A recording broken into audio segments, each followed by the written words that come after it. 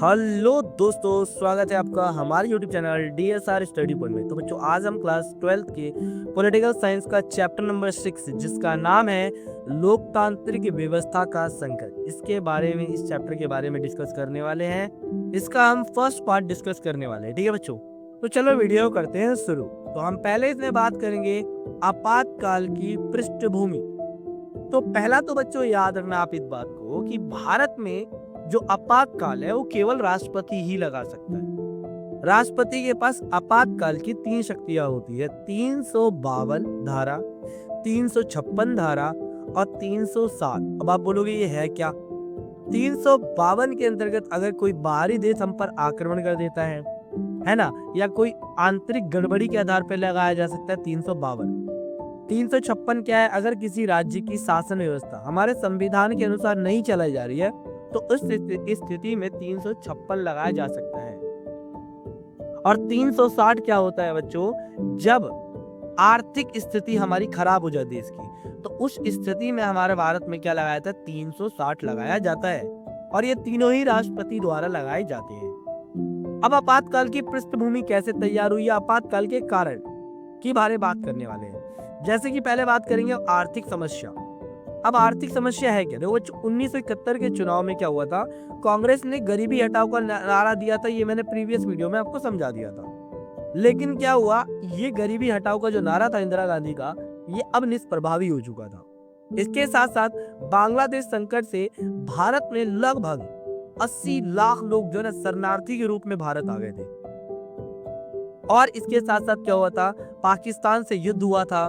और युद्ध में आप सभी को पता है पाकिस्तान किस तरीके से बुरी तरीके से हारा था। अब हार तो गया तो पाकिस्तान, ठीक है, लेकिन क्या हुआ, इससे भारत और अमेरिका के संबंधों में कटाक्ष आ गई, है ना। और इसके साथ साथ क्या हुआ, तेल की कीमतें बढ़ने लग गई थी। जो 1973 में 23% महंगाई थी, अब 1974 में केवल एक साल में 30% जो महंगाई थी बच्चों वो बढ़ चुकी थी, है ना। अब बड़े महंगाई के कारण क्या हो गई, बेरोजगारी बढ़ने लग गई थी, है ना। बेरोजगारी बढ़ने लग गई, इसी कारण सरकार के पास अब आय कम आने लग गया था। अब सरकार के पास पैसा कम आने लग गया तो सरकार ने क्या किया, सरकारी कर्मचारियों के वेतन को रोकना शुरू कर दिया, या उनकी सरकारी कर्मचारियों के वेतन को कटौती करने लग गए, जिसके कारण जो सरकारी कर्मचारी थे वो हड़ताल पर चले गए थे, है ना। इसके साथ साथ मानसून असफल हो गया था, है ना। कृषि पैदावार में लगातार अब क्या रही थी, कमी आ रही थी। और अब जनता का विरोध जो था ना वो बड़े स्तर पर फैल चुका था। इसी अवधि में ऐसे समूह सामने आ रहे थे जो संसदीय शासन प्रणाली पर विश्वास ही नहीं करते थे। उनकी सक्रियता अब बढ़ने लगी थी। तो ये सारी दिक्कतें इस टाइम पे आई थी। इसके साथ साथ पूंजीवादी अर्थव्यवस्था को हटाने के लिए बात कही जा रही थी। लोगों ने हथियार उठा लिए थे, है ना।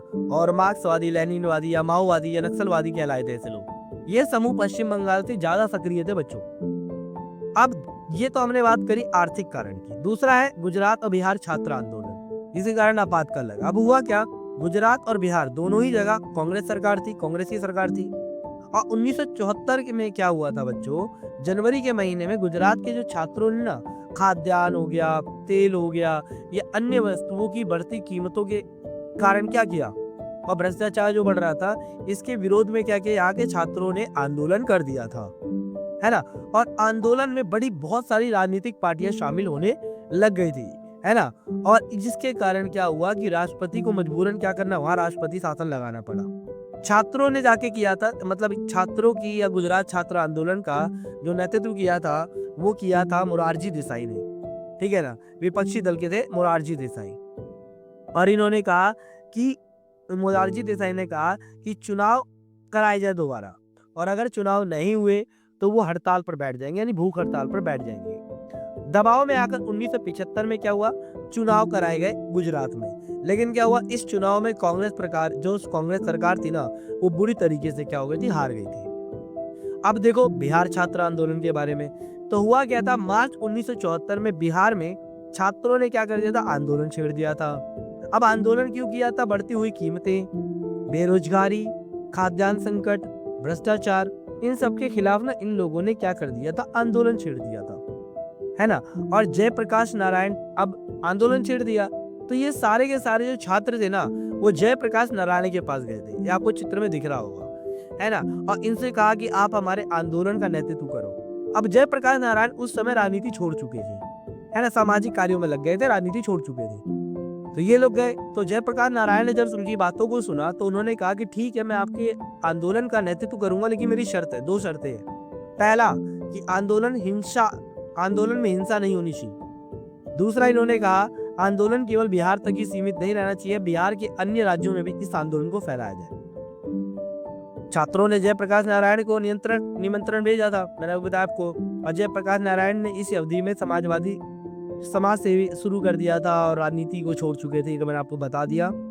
जीवन के हर क्षेत्र के लोग मतलब आंदोलन में शामिल हुए थे, और इन्होंने ही क्या किया था, अब जयप्रकाश नारायण ने क्या किया था, बहुत बड़ा आंदोलन कर दिया था, और इन्होंने ही संपूर्ण क्रांति का नाम दिया था इन्हीं के आंदोलन को। सरकार और न्यायपालिका, तीसरा हमारा कारण क्या था, सरकार और न्यायपालिका के बीच संघर्ष। अब हुआ क्या था, विवाद के हमारे सामने 3 मुद्दे थे उस टाइम। पहला, क्या संसद मौलिक अधिकारों में कटौती कर सकती है? दूसरा, क्या संसद संविधान से संपत्ति के अधिकार को हटा सकती है, मौलिक अधिकार से? तीसरा, मुख्य न्यायाधीश बनने का मुद्दा 1973 का। ये 3 मुद्दे मतलब सरकार और न्यायपालिका के बीच थे। अब जैसे एग्जाम्पल करते हैं सरकार और न्यायाधीश, जैसे कि उस समय हुआ क्या था कि आप सभी को पता है भारत का मुख्य न्यायाधीश की जो नियुक्ति राष्ट्रपति करता है, तो राष्ट्रपति ने उस समय क्या किया था, 3 वरिष्ठ न्यायाधीशों या जजों की अनदेखी करके एन रे को क्या कर दिया था, भारत का मुख्य न्यायाधीश बना दिया था, जिसके कारण क्या हुआ कि लोगों में आक्रोश भर गया। अब आखिर रीजन क्या था कि इन 3 जजों में से क्यों नहीं बनाया गया? क्योंकि वर्षों से ये परंपरा चली आ रही है कि राष्ट्रपति के पास 3 ऑप्शन होते हैं, उनमें से किसी एक को बनाना होता है, लेकिन राष्ट्रपति ने तीनों को ही नहीं बनाया और किसी अन्य व्यक्ति को बना दिया भारत का मुख्य न्यायाधीश, है ना। क्यों, ऐसा क्यों हुआ? तो इस तरीके से एन रे को मुख्य न्यायाधीश बनाया गया था। अब हुआ क्या, इलाहाबाद उच्च न्यायालय ने क्या किया था, न्यायाधीश जो थे उस समय जगमोहन लाल सिन्हा ने, उस समय क्या हुआ कि 12 जून 1975 को ये फैसला सुनाया कि इंदिरा गांधी का जो निर्वाचन है वो लोकसभा के लिए असंवैधानिक करार दिया गया था।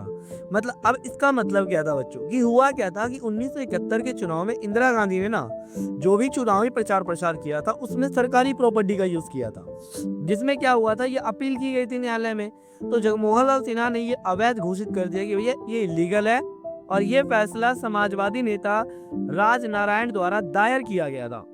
ये याचिका इस बात पर थी कि इंदिरा गांधी ने चुनाव प्रचार प्रसार में क्या हुआ, सरकारी कर्मचारियों और सेवाओं का इस्तेमाल किया है। इस फैसले का मतलब यह था कि इंदिरा गांधी अब सांसद नहीं रहेंगी और 6 महीने के अंदर दोबारा सांसद के निर्वाचित अगर यानी चुनाव करवाना अनिवार्य होगा, वरना तो प्रधानमंत्री भी नहीं रहेंगे। 24 जून 1975 को सर्वोच्च न्यायालय ने उच्च न्यायालय के फैसले को आंशिक रोक लगा दी बच्चों, है ना, रोक लगा दिया, क्योंकि सर्वोच्च न्यायालय के न्यायाधीश कौन थे, एन रे थे, है ना, तो रोक लगा दिया। जब तक इस अपील पर सुनवाई नहीं हो जाती तब तक इंदिरा गांधी बनी रहेंगी प्रधानमंत्री और सांसद भी, लेकिन वह संसद के कार्यों में किसी प्रकार मतलब संसद को भंग नहीं कर सकेंगी, ये पावर दे दिया गया था। अब हुआ क्या कि आपातकाल की घोषणा। अब हुआ क्या, जयप्रकाश नारायण तथा अन्य विपक्षी दलों ने क्या किया, इंदिरा गांधी की इस्तीफा की मांग कर दी थी, है ना, और सभी दलों ने मिलकर 25 जून 1975 को दिल्ली के ही रामलीला मैदान में एक विशाल प्रदर्शन किया था, और आज तक दिल्ली में इतना बड़ा भीड़ जो है ना कभी भी नहीं आई थी, है ना। जयप्रकाश नारायण ने इंदिरा गांधी से इस्तीफे की मांग की थी। पुलिस तथा सेना से इन्होंने आह्वान किया था जयप्रकाश नारायण ने कि आप सरकार की बातों मत सुनो, सरकारी कर्मचारियों को भी कहा कि सरकार के खिलाफ आवाज उठाओ और सरकारी कामकाज को ठप कर दो, है ना। तो ये चीजें करी थी। सरकार ने इन घटनाओं को देखते हुए क्या किया, आपातकाल की घोषणा कर दी। आपातकाल की घोषणा के बाद सारी शक्तियां किसके पास गई, केंद्र सरकार के हाथों में चली गई थी। 25 जून 1975 में क्या हुआ था, रात में प्रधानमंत्री ने क्या किया, राष्ट्रपति फखरुद्दीन अली अहमद, उस समय भारत के राष्ट्रपति थे फखरुद्दीन अली अहमद, ठीक है ना, तो इंदिरा गांधी ने फखरुद्दीन अली अहमद से कहकर 352 के तहत आर्थिक गड़बड़ी के आधार पर आपातकाल की घोषणा करवा दी। आधी रात में ही क्या किया, अखबारों के दफ्तर के ना बिजली काट दी गई ताकि कुछ छाप ना सके। सुबह मंत्रिमंडल को यह सूचना लिखित रूप में मिली है, आपातकाल लग चुका है। विपक्षी नेताओं विपक्षी नेताओं को गिरफ्तार कर लिया गया आपातकाल के दौरान, है ना बच्चों।